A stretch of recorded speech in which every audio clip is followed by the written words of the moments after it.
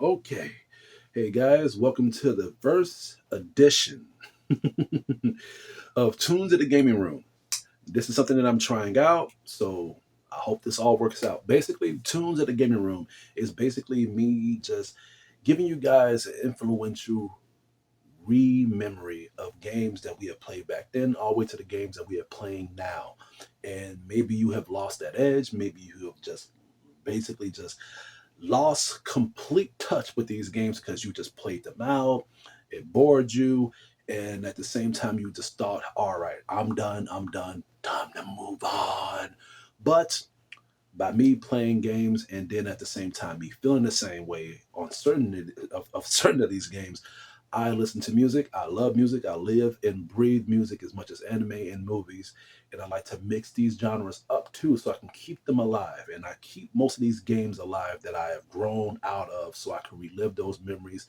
And if not, have new ones. So this is my list of games that I play and hopefully that you play and music that you should add to these games so you guys can revisit these games with open arms and hopefully like I mentioned you can feel that vibe and just have a very good time playing them.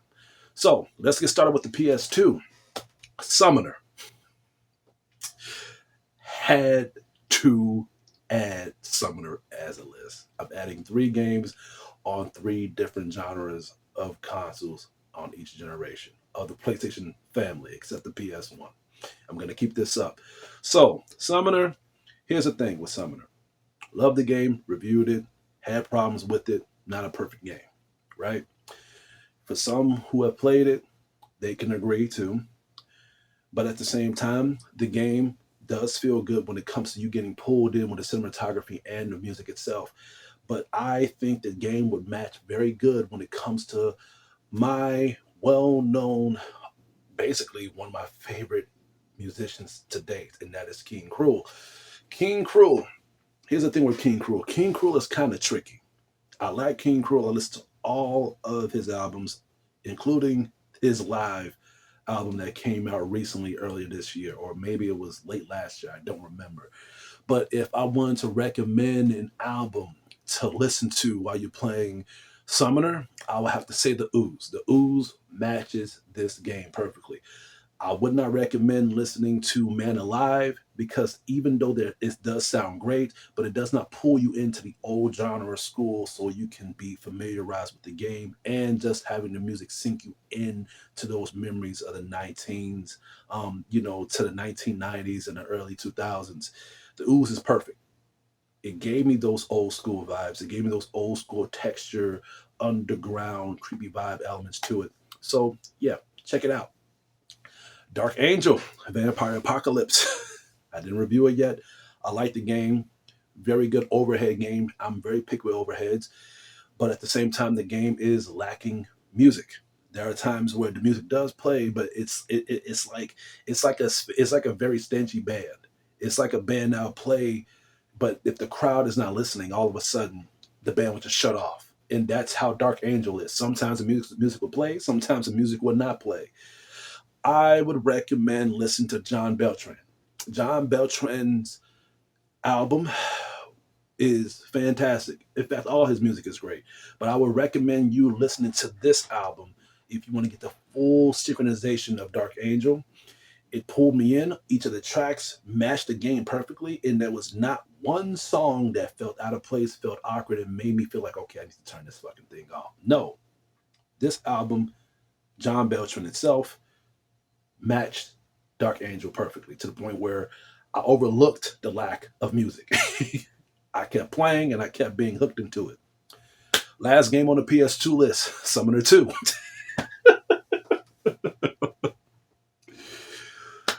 Had to add this one into the last one. Now, Summoner 2, it had music, but at the same time, I did not mention this in the review, but the music loops. Majority of games do this, right? But unlike majority of games, one thing I know about Summoner 2 is that the music will loop 15 to 20 seconds after it starts. So you don't really feel the intensity cycle of the music itself.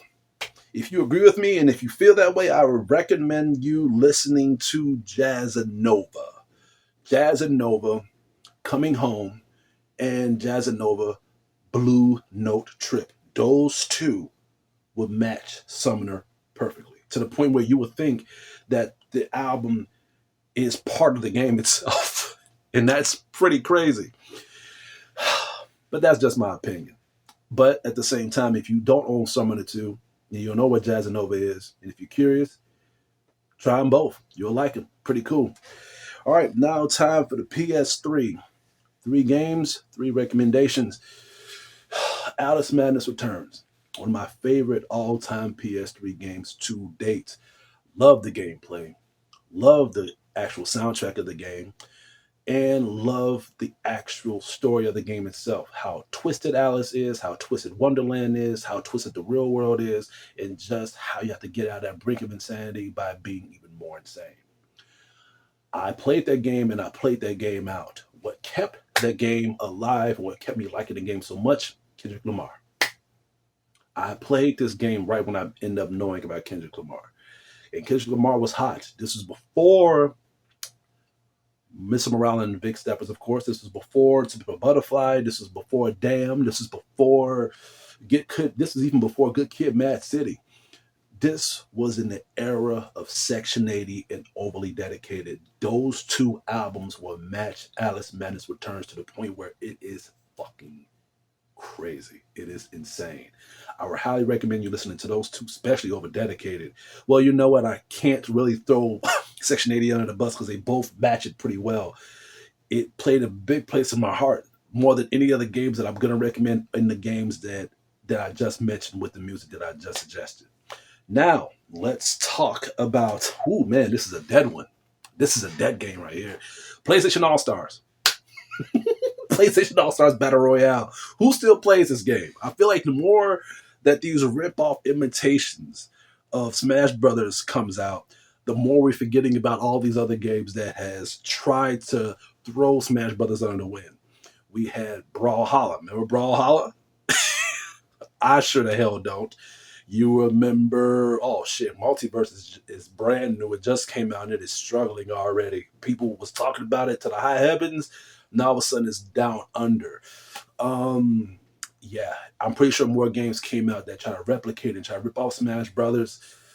But PlayStation All-Stars is slowly dying too. In fact, if not dead already. I think I'm the only one that is still beating on a dead horse, and that dead horse that I'm using is Joe Stafford. Joe Stafford is a singer from the 1940s. Yeah, how far can you go back, right? Joe Stafford, I love her music, I love her voice, I love her tunes, and I love her lyrics. And each of these songs from Joe Stafford matches the game perfectly. I suggest you guys listen to September in the Rain. I suggest you guys listen to I think it's called Manhattan Serenade, if I'm not mistaken. And at the same time, Autumn in New York. There's so many Joe Stafford recommendations. Check her out if you like all types of music. And if you guys have a taste for ear like I do, check her out. And at the same time, check out PlayStation All-Stars, especially with friends. Now, this is going to be a crazy one. Sonic Unleashed. Hold on one second. Oh, I can't believe I said that. Sonic Unleashed is easily one of the worst games that the Sonic franchise has ever made. Pacing. The levels itself. The Werehog, no purpose. And if there was a purpose, it doesn't defeat the fact that his controls is so awkwardly, uncontrollably lackluster. We got Sonic Frontiers coming out, so I feel like by me saying Sonic Unleashed, it's like Sonic fans just feel like they're getting spit in the face. But bear with me here, okay? Bad games are not so bad when it comes to you adding certain sauces or certain other toppings to it. Anything can taste bad without the main ingredient. And I think the main ingredient that you will love while playing this game is Samantha James. I dare you to listen to Samantha James. Both albums, Breathe You In and Subconscious, two of her only main albums that she has made. She had to retire because she had to take care of her family. I love her music, very good pop mixed with techno vibes to it, very good underground intergalactic music. I was getting actually, I think this might actually match with Ratchet and Clank too, the Ratchet and Clank games. But me and my friend William was actually trying this out with Sonic Unleashed when we were very young, when the game first came out. So I dare to listen to Samantha James. Not if it's a bad thing. She's a very good musician, and I kind of got mad that she stopped singing. But hey, business comes first. But I double dare you to play Sonic Unleashed and try that out. But you won't have nothing but good things to say about it. I'm just gonna wait for the feedback to come. That's enough of the PS3. Now it's time for the PS4. Resident Evil 5, still playing towards this day. But if you're bored of Resident Evil 5, if you're bored of the soundtrack itself, to keep that alive, I suggest you guys listen to A Tribe Called Quest, Low End Theory. Listen to a whole album while playing that game. You will get the low end vibes of this game, and it will slowly come back to a high end theory, especially vibes and stuff. I think vibes and stuff really pulled me in and played a place to my heart to the point where even if I'm listening to the low end theory, I think of Resident Evil 5. When I'm out, when I'm out chilling, when I'm out writing things down in my journal, when I'm busy writing things out for my reviews, when I'm busy editing things out for my new novels, I play A Tribe Called Quest and I think about Resident Evil 5. And I instantly just grab my controller and I started asking my friend if he can play online with me. That's how much A Tribe Called Quest Low End Theory plays a place into my heart with the Resident Evil 5 game. And I hope it will too if you try this recommendation out. Now, Overwatch. Overwatch 2 is coming out. I'm not going to get Overwatch 2. I've outgrown Overwatch. I've outgrown it to the point where even though I love the game, I love the strategic elements of the game to the point where you need a good fluid team to help you on these quests and on these matches, on these online fights. The music that held me to that fine touch, I'm going to have to say N.E.R.D. I would not suggest all their albums though. I'm gonna have to suggest Seeing Sounds and No One Really Dies. No One Ever Really Died. Those two albums would literally ooze you into the thrill, into the relation of each character that you play as, and it makes you become them. But not to the point where if you die, you begin to feel their pain. But if you do feel their pain, think of the album, No One Really Dies, and then you'll be back into reality and you'll be back into getting pulled in by the adrenaline of this game. That's how I felt about Overwatch. And I feel like Overwatch 2 may not give me that feel again. We'll have to just see when the time comes. We'll see. We'll see. Onechanbara Origins, the latest Onechanbara game that came out. Loved it, thought it was great. Loved the cinematography, loved the gameplay, loved the graphics, loved the fights, loved the combat, loved the characters itself. I also played the hell out of this game to the point where I ended up getting a platinum on the Japanese version and the English version, and I ended up buying and downloading both. No friend suggested me or sending me no review copies of the game, but that's because I did not really mind it. I thought that the game stood out for me to the point where if I'm a true fan of it, I'm going to buy their merchandise. Now, what pulled me even more? Simple. Babymetal. Babymetal. When you play hack and slashers, when you play games like this, like Devil May Cry and stuff, they already defaultly come with a tone of hard metal rock and roll music. But if you want an extra hot spice into your burrito, Babymetal. The first album. The first album hits very hard. Second one, it's okay. It hit hard, but not as hard as the original. They had been falling a little low on quality, so I suggest you touch those two. Don't touch any of the other ones that they made after that. Now it's time for the PS5. The modern games that we play today, or we're slowly beginning to drift away because a lot of games are coming out. A lot of games are releasing quickly. So bear with me. Rollerdrome. I reviewed it, talked about it, loved it, gave it a good rating. I didn't talk about the music though. Because I tried to play the game with the music. I don't want people to think that I don't give the music of video games a chance. I do. But this is recommendations of people who gave music a chance and they're beginning to get drifted away of the gameplay itself.